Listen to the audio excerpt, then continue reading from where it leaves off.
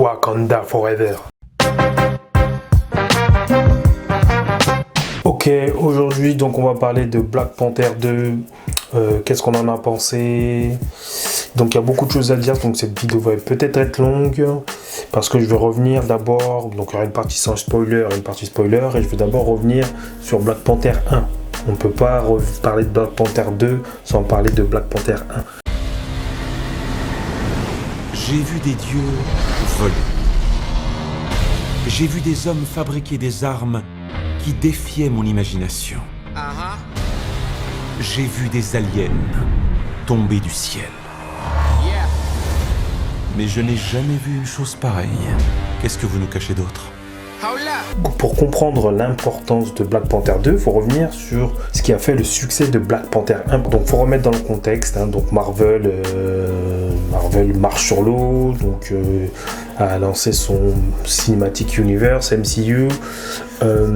Donc l'introduction de Black Panther s'est faite donc, dans Civil War. Il y a eu l'introduction dans ce film-là de Spider-Man et de Black Panther. Le personnage le plus attendu était forcément Spider-Man, parce que c'est l'un des personnages les plus populaires, et du coup ça a un peu éclipsé cette introduction. Mais cette introduction, pour moi, elle a été très bien faite, parce qu'on a parlé du Wakanda, il y a eu la mort de comment ça s'appelle, du père de Chadwick Boseman, du père de Black Panther, pardon, de T'Challa. Ça a permis d'introduire le personnage de Black Panther, et il était plutôt dans Civil War en quête de vengeance après le soldat de l'hiver, puisque c'est lui qui avait été tué, donc si je me souviens bien, le père de T'Challa, donc les terroristes, etc. Donc ça a permis d'introduire ce personnage qu'on voit puissant. Il y avait quelques Dora Milaje déjà, donc c'était l'introduction qui était plutôt pas mal, qui était plutôt réussie, même s'il n'avait pas un rôle prépondérant dans Civil War, mais il était présent. Et ensuite c'est venu le film Black Panther. Donc il y a eu beaucoup d'attentes. Donc Chadwick Boseman était un acteur connu, mais c'était pas non plus la méga star, c'est pas Jamie Foxx, c'est pas Will Smith, etc. Mais c'était un acteur qui avait du talent, qui avait une présence, qui avait une prestance et du charisme quand même, en étant plutôt simple et en n'étant pas un acteur mainstream, on va dire. Mais c'était un acteur de talent. Donc pour Black Panther 1, le film, le réalisateur, c'est Ryan Coogler qui a été choisi. C'est un réalisateur qui avait été primé au festival de Sundance pour le film Fruitvale Station, qui retrace les dernières 24 heures d'un Américain, je ne me rappelle plus de son nom, qui est décédé. C'est tiré d'une histoire vraie. Il avait reçu donc le prix du festival de Sundance. C'était un grand pas. Ils avaient pris un réalisateur qui avait un potentiel fort, mais qui n'avait pas encore eu de succès au box-office. Donc ils lui ont donné ses premières armes, je crois. Et il y a eu Creed aussi. Après il a fait Creed et il a fait ça. Il a produit d'autres films aussi. Mais son vrai premier gros blockbuster, c'était donc du coup Black Panther.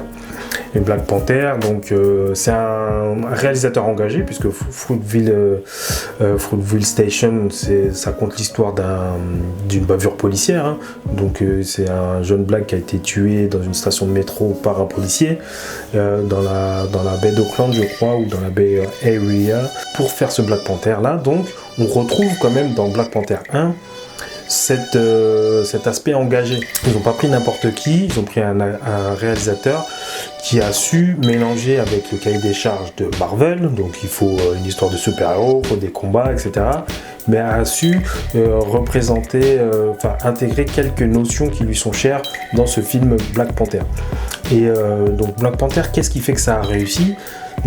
C'est pas le fait en soi que ça soit un héros noir, parce qu'il y en a déjà eu. Il y a eu Blade à son époque, il y a eu Spawn, puis dans le Marvel Cinematic Universe, il y a eu des sidekicks ou des héros. Il y avait The Falcon, il y avait celui qui est avec Iron Man, je ne sais plus son nom. Bref, il y avait quand même déjà des blacks dans le Cinematic Universe, mais c'est le premier film centré, donc, où le héros, le protagoniste, est un noir. Mais ce qu'il y avait en plus de ça, c'est la représentation de l'Afrique, parce que là, contrairement aux autres héros qui étaient plutôt américains, là c'est vraiment une représentation de l'Afrique. Donc ça a parlé à un grand nombre d'afro-descendants, sur toute la planète. C'était pas seulement un Afro-Américain, donc voilà, et c'était aussi une représentation de l'Afrique. Et cette représentation de l'Afrique, on peut y voir une métaphore de l'Afrique, de beaucoup de pays d'Afrique, si ils avaient pu maîtriser, être maîtres de leurs matières premières, parce que le vibranium, ça peut représenter n'importe quelle matière première qui existe en Afrique.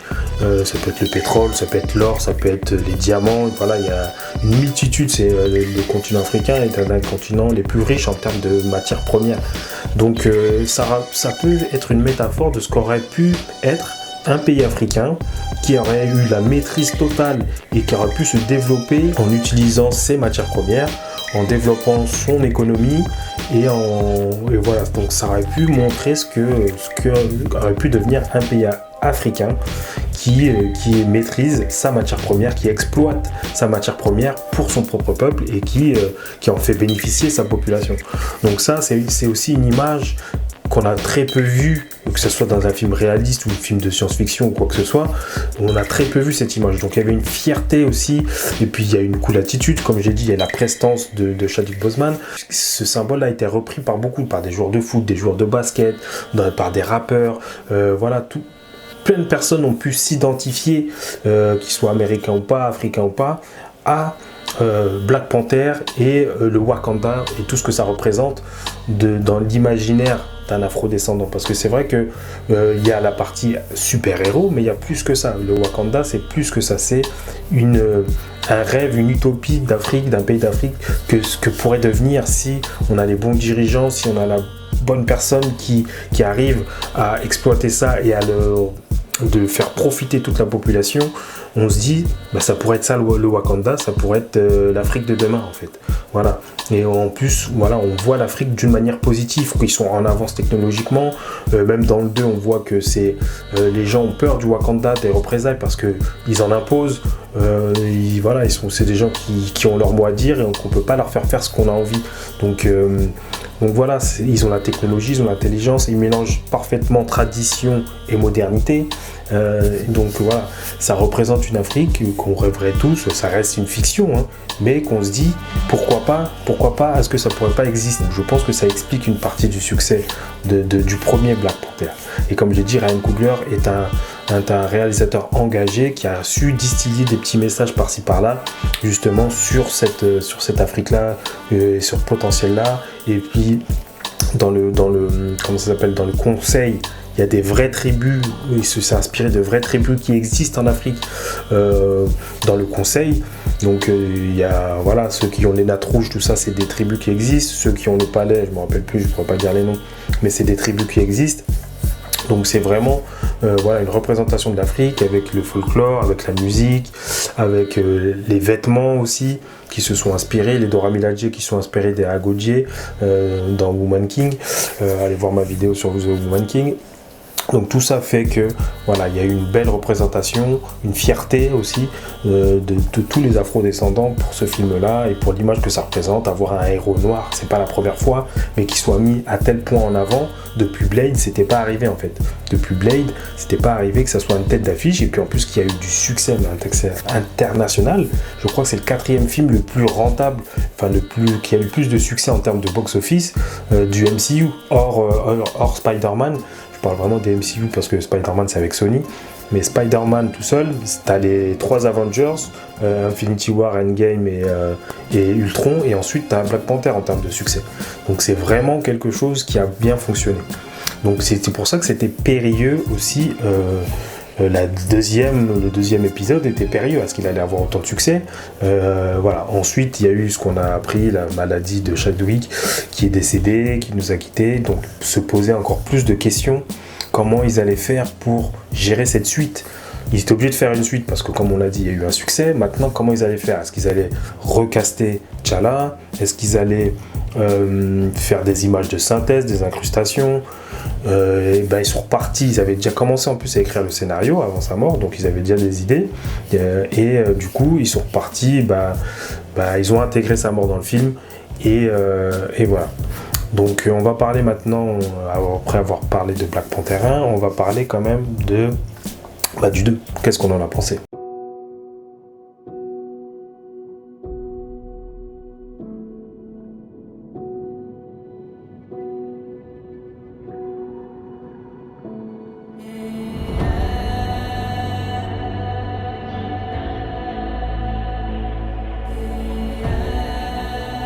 Seuls les gens abîmés par la vie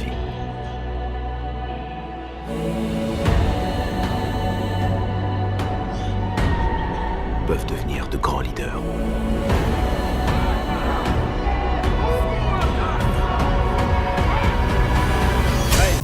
Alors, il y avait 3 défis à relever donc pour ce Black Panther 2. Le premier, c'était donc gérer la mort du protagoniste principal, du 1, donc de Black Panther. Donc, gérer le succès. Donc, souvent, les suites, c'est rare que les suites soient aussi bien ou soient mieux que le premier. Et ensuite aussi il y avait toute l'introduction soit du nouveau Black Panther et aussi de l'antagoniste du film. Donc ils ont très bien géré pour moi la partie incrustation gestation, comment ils ont géré la mort de Chadwick Boseman. Le fait de ne pas recaster, ça a été je pense une bonne idée parce qu'on aurait tout de suite comparé à l'ancien Black Panther et ça aurait été compliqué. Donc les gens auront eu du mal à s'adapter.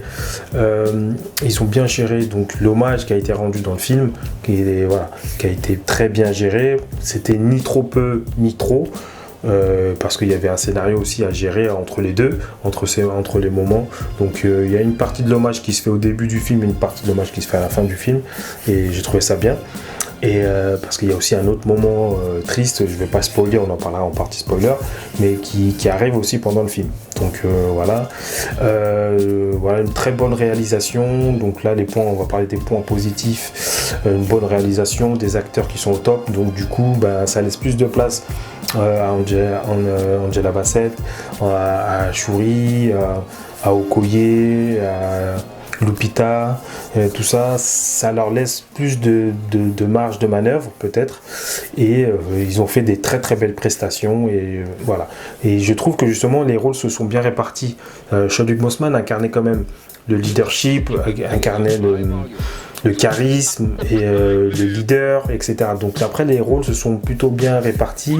Du coup le charisme et le leadership c'était plutôt Angela Bassett, l'intrépidité c'était le courage c'était Lupita, et il y avait Okoye aussi, la rédemption parce qu'elle échoue à un moment donné puis après elle essaie de se racheter, et puis il y a la vengeance aussi avec justement avec Shuri.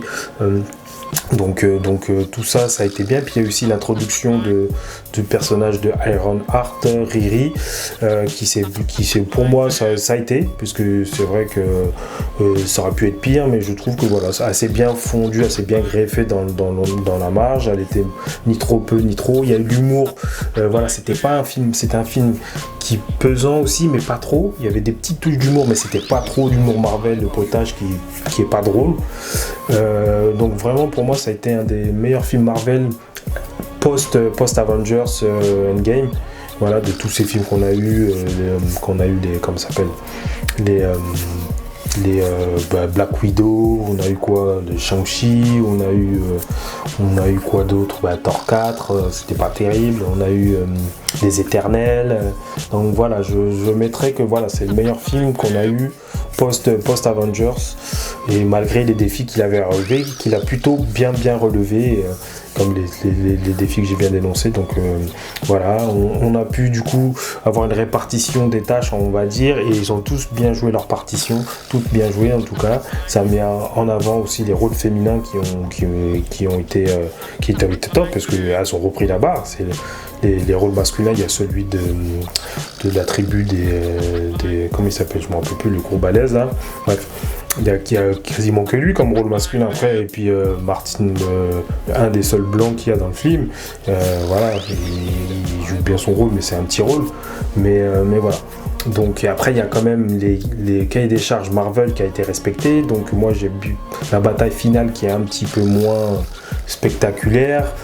Les effets spéciaux se sont améliorés par rapport à l'épisode où ils étaient vraiment dégueulasses, mais ça reste quand même très en dessous de ce qu'on aimerait voir pour des films comme Marvel. Je pense que ça peut être mieux, mais Mais il y a quand même un léger mieux dans les scènes de combat et dans les scènes d'action, même si le dernier acte, je trouve que voilà, la bataille, c'est pas encore ça, la chorégraphie. Après, Ryan Coogler, c'est pas son point fort, mais ça se regardait.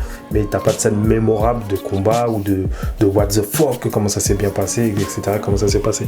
Mais ça reste, voilà, en tout cas, le film a fait le café. Est-ce qu'il est mieux que le 1? Il y avait une charge émotionnelle en plus. C'est ça qui fait la différence. Il y a une charge émotionnelle en plus avec la mort de Chadwick Boseman qu'on sent tout au long du film. Et moi, à la fin du film, je me suis dit, j'ai envie de revoir le 1 en fait. Et est-ce que c'est une qualité ou est-ce que c'est un défaut? Moi, je pense qu'ils ont tous bien joué le taf, mais quand même, à la fin, je me dis, il manque quand même ce Chadwick va nous manquer. Mais bon, voilà, je ne pourrais pas en dire plus sans rentrer dans la partie spoiler. Donc voilà, mon avis sur le film, c'est que c'est un très bon film qui mérite d'être vu. C'est un des meilleurs Marvel depuis post-Covid, on va dire. Si ce n'est le meilleur. Après, c'est pas encore le meilleur Marvel en termes de Marvel, mais il est dans le top 10 pour moi des Marvel. Et ça reste un bon film. Voilà. Il est bien fait, l'introduction de Namor est pas trop mal, c'est pas ouf. Le personnage en lui-même, il y a du potentiel qui n'a pas été exploité tout son potentiel là, mais peut-être qu'il y aura un film Namor, je sais pas ce qu'il prévoit pour Namor dans les prochaines phases du MCU, mais c'est très bien. Et c'est bien qu'il y a aussi un monde, avec son monde qu'on explorait un petit peu, le monde sous-marin, etc. C'était pas mal. Donc de toute façon, on va passer en partie spoiler. Allez, c'est parti.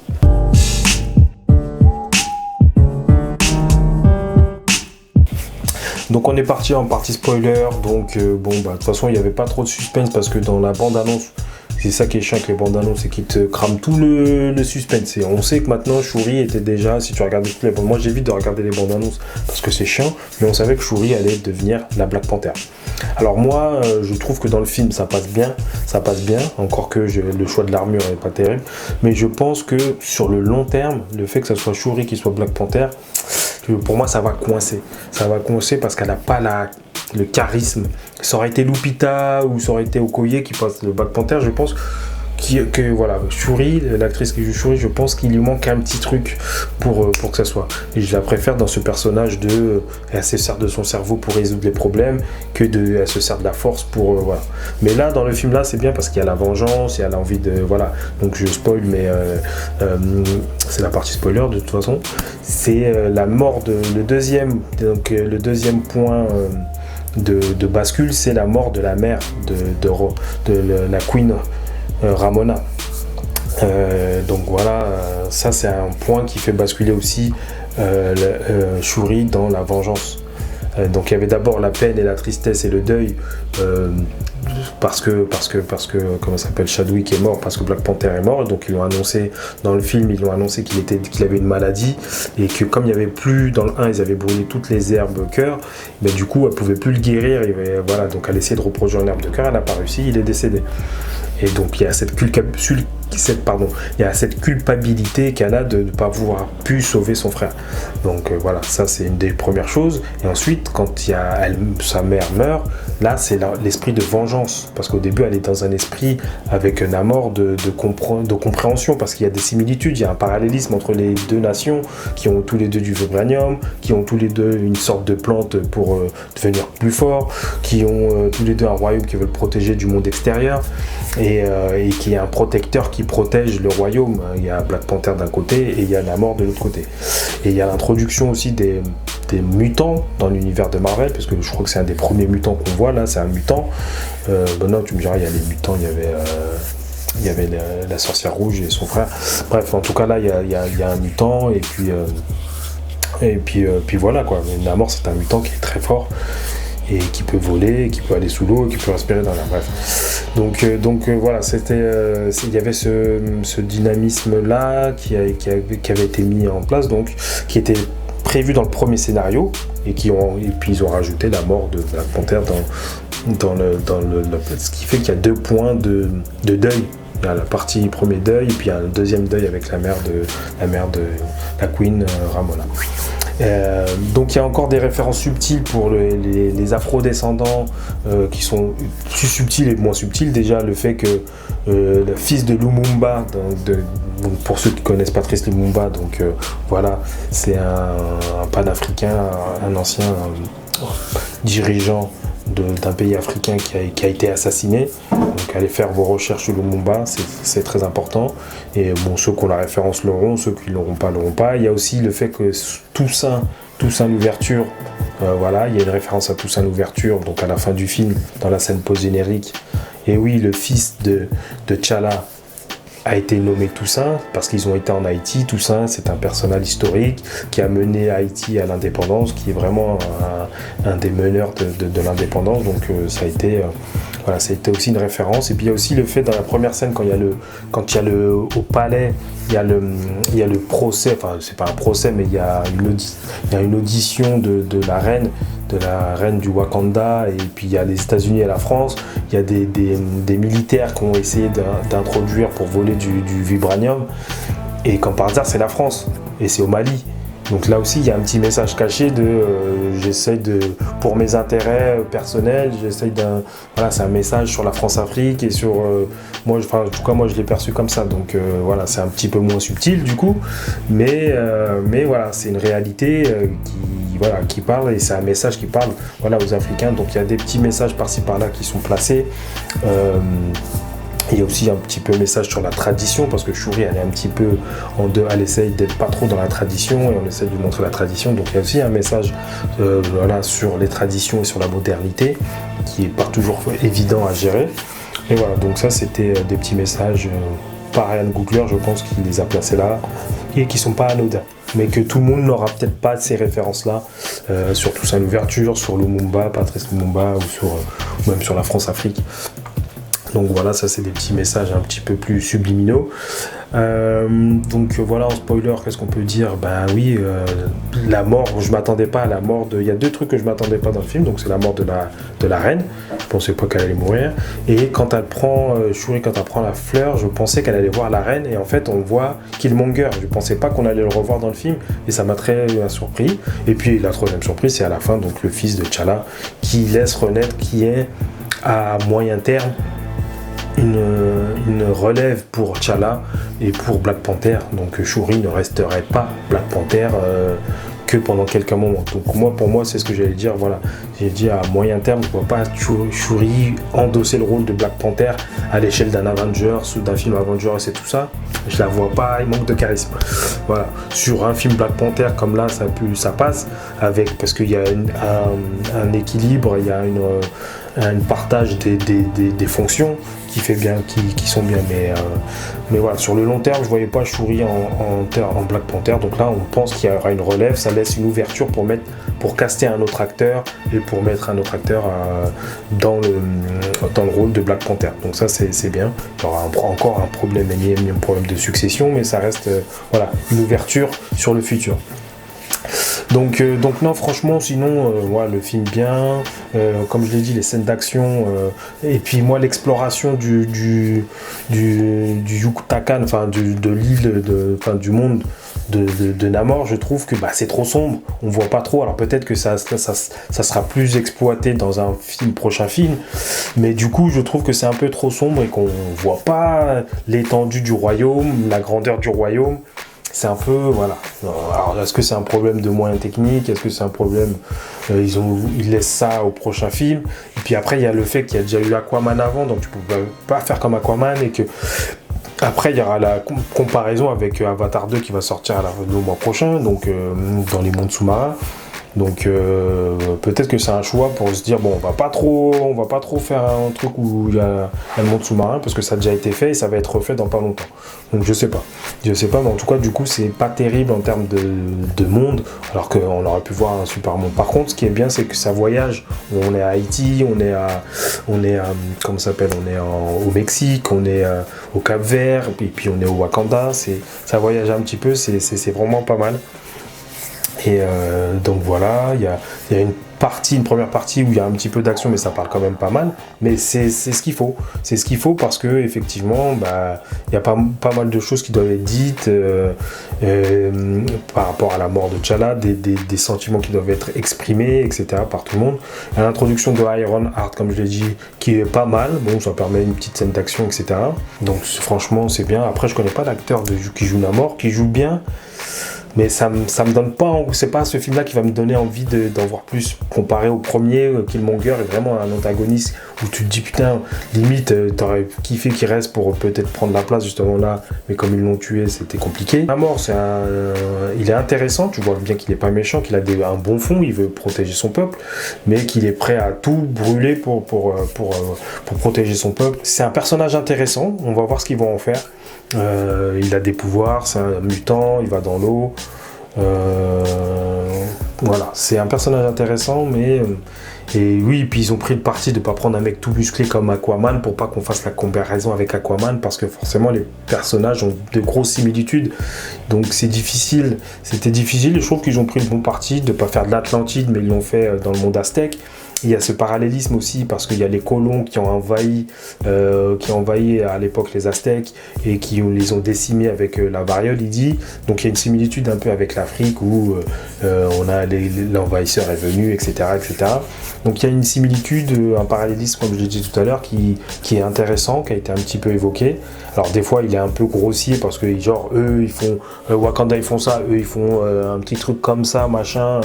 Bon c'est un peu grillé ça, je veux dire ils n'étaient pas obligés de faire pareil à tous les trucs. On a compris qu'il y avait un parallèle historique, mais c'est sympa aussi d'explorer cette partie-là et du coup ça se ressent dans la BO, dans la bande originale. T'as des sons un peu typés africains, t'as Burna Boy, etc. Puis t'as des sons un peu latinos, etc.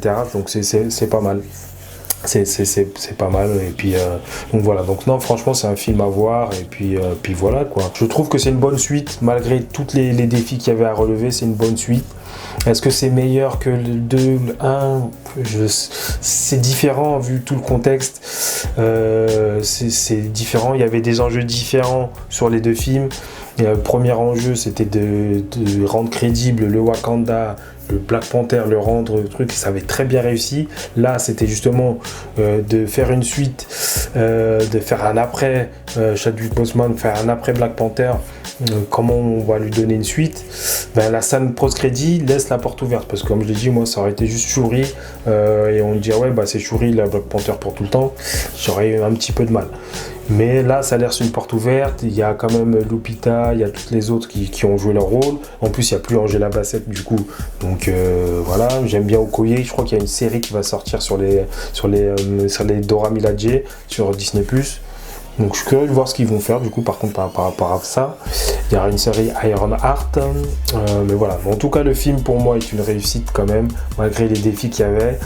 Il y a quand même le manque, on se dit quand même que Chadwick Boseman en Black Panther quand même. Désolé, il y a un petit problème, voilà. Bref, c'est les joies du direct.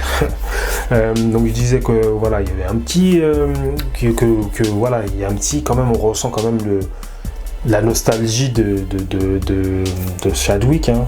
Il y a cette nostalgie là qui m'a emparé, qui m'a dit putain faut que je revoie la 1. Et puis voilà quoi, non, mais ça reste un bon film, franchement, j'ai passé un bon moment au cinéma et il y avait une lourde tâche et je pense qu'elle a bien été remplie et Ryan Coogler montre que c'est un bon réalisateur et un scénariste aussi puisqu'il a participé au scénario du 1 et du 2 et de Creed aussi, donc voilà. On va voir ce qu'ils vont faire, donc je sais pas quand est-ce qu'il y aura un prochain Black Panther. Je pense que ça sera pas tout de suite. On verra aussi l'impact est-ce qu'il y aura un succès équivalent au Black Panther 1, parce que je sais que moi quand j'ai été le cinéma il était rempli, qu'il y a un bon démarrage en tout cas en France, mais on verra ce que ça va donner dans la longueur. Et puis voilà quoi, en tout cas voilà, j'ai quand même pu parler de ce que représente Black Panther au-delà, mais pour les afro-descendants, pour les gens qui se sentent représentés par voilà, quelqu'un, par le Wakanda aussi, que ça représente. Ce que j'ai oublié de dire, c'est que dans le Wakanda, on a vu des gens. on a vu la vie justement, comme je disais, ce mélange entre tradition et modernité. Ben, on a vu un petit peu ce que c'était cette scène-là. J'ai bien aimé cette scène-là où justement ils attaquent le Wakanda. Et d'ailleurs, j'ai regretté que la dernière scène justement de combat se passe en pleine mer. Où... Après, je comprends l'envie, mais dommage.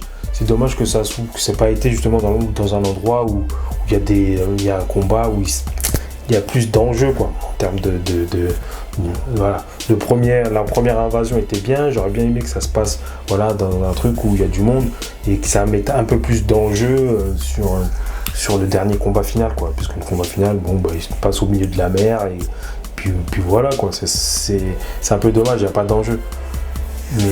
Mais c'est bien. Mais voilà, en tout cas, c'est un bon film. Ils ont bien rendu hommage à Chadwick. Pour pas trop appuyer en termes de... Voilà, c'est pas 100% du film. Voilà, il y a l'intrigue avance, il se passe quelque chose, il y a le monde contre la mort. Mais on n'oublie pas, c'est présent au début, à la fin. Au milieu, il y a la mort d'Angela Bassett, enfin du personnage d'Angela Bassett, de la Queen, de la reine. Et voilà, ça fait un film bien équilibré, un petit peu long, ça veut dire que bon, il y a une passage où ça parle pas mal, mais voilà, pour moi c'est nécessaire et voilà, ça reste un film appréciable. On va suivre encore les aventures de Black Panther et on espère qu'il y en aura d'autres. Et voilà, et ça me donne envie de revoir le premier. Donc Rest in Peace Chadwick, et puis en tout cas c'était un bon film, Black Panther. Dites-moi ce que vous en avez pensé, partagez, likez, faites ce que vous avez à faire. C'était Mike pour la vie de Mike et à plus pour une prochaine vidéo. Ciao.